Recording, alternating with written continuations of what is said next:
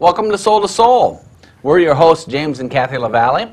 And on today's show, we're discussing Phase 4 of the Cosmic Consciousness Journey, which is serving the universe. Now, before we get into the show, serving the universe may be explained as serving the cosmos, the cosmic surroundings, serving a God source to you, or God, whatever you may believe it to be.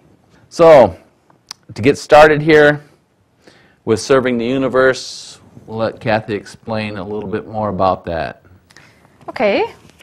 Well, last week on the show, we talked about Phase 3 of the Cosmic Consciousness Journey, which is conscious awareness. And by the time you're at Phase 4 of the journey, you've learned to incorporate conscious choices into your way of being. And it just becomes natural for you to make your decision based on the information that you have learned and the knowledge that you've gained, and taking a deeper look at some of the reasons why you're making a decision. So you learn to take personal responsibility for your life.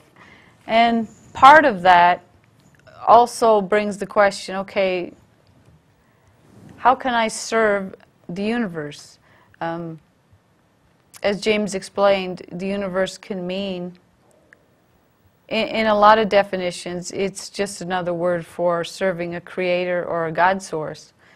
And the ultimate goal in most religions is, serving God. So if you kind of keep that same mindset as we're talking today, and we're going to kind of focus on some of the things that you might feel driven to do as your way that you can serve the universe.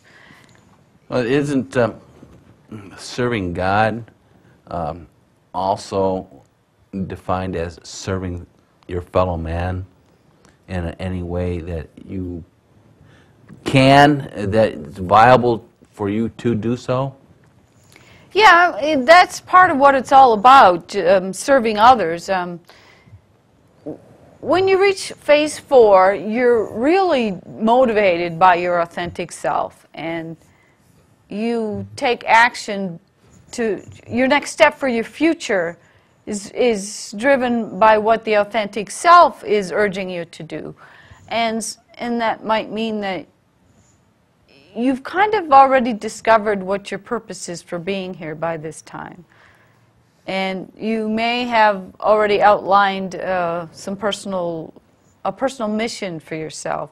So the authentic self might be driving you to take some steps to serve the universe, serve others, and part of that could be maybe by this time in your journey that you've developed something. Say you use your you've developed some spiritual gifts, such as a healing method or something that you've developed, and your authentic self by this time might be urging you to take action on that, to share it with other people. That's one way that you can serve others.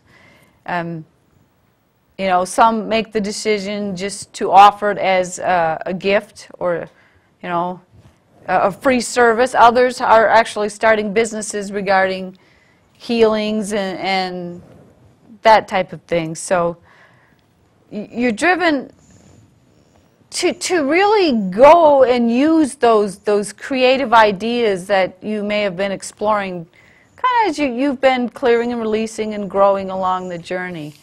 So what are some, let's see, what can you think of some other things that might be your authentic self might be driving people to do, urging people to do? Well, I feel, a lot of people feel the urge to volunteer, especially this time of year. Volunteer your services, volunteer your time, volunteer your resources, whatever those might be.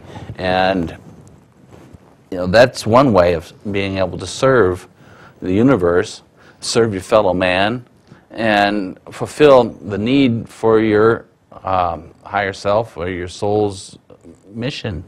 Another might be, to contribute, make contributions to aid in, but this is all just standard mindset that we think of right off the top. There are many ways that one can contribute and serve the universe.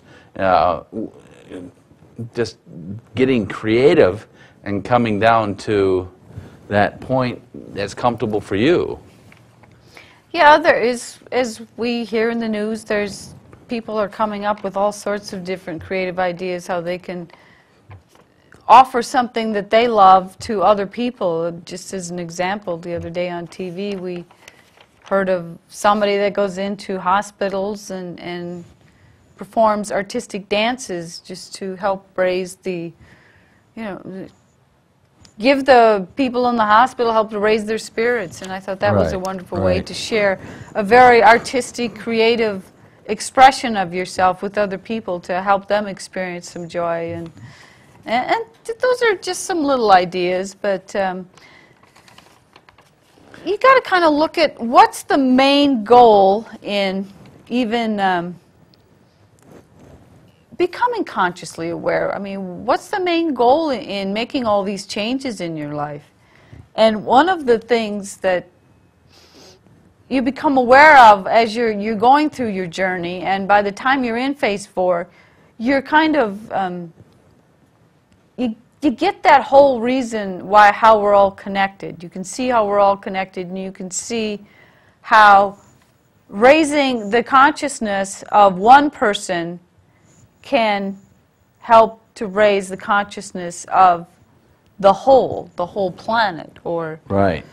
And that just keeps extending outward into the universe.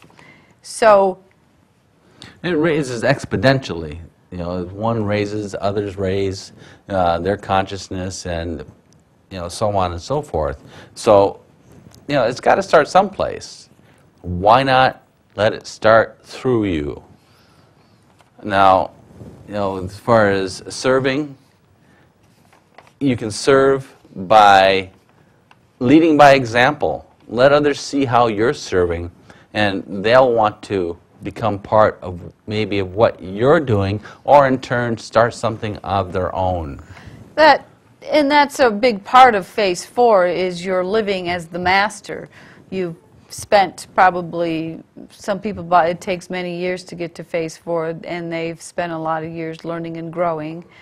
So you're living as the master, and it shows in your character, in your behavior. You're driven by your moral ideals that you've created for yourself, and a lot of times we think that we can't do anything until we have a certain amount of resources available to us. But the best way you can serve the universe is just by being that example. Well, you speak of resources. Serving the universe could be as minuscule as the Boy Scout helping the elderly lady across the street, or someone donating, X amount of dollars to their charity. But again, stepping out and doing this as a master, not having the ego take control and doing it for the recognition. Donate or perform your services to the universe anonymously, or however you wish to do it. Yeah, there's a different, when you're giving and you're directed by love and compassion, it's different. You don't have that expectations of something in return. I mean, there is a cycle that when you give, you receive. It's a cycle that keeps going on, but your expectations for receiving back are different than if, I'm going to give you $100,000, but I expect to have my name. Plastered all over everything. Yeah, you know, I want you to say my name 25 times during the, you know, your event or whatever. There's an expectation put on there. I'm exchanging, you know, I'm giving you this. You're almost paying for a service. Well, yeah, you kind of are. But when you're driven by love and compassion, you're giving without the expectation of a direct return. You know that in the cycle of life that it will come back to you. Well, as they say, if you give, shall you receive. Giving makes room for the receiving. And that's, you know, one way of looking at it.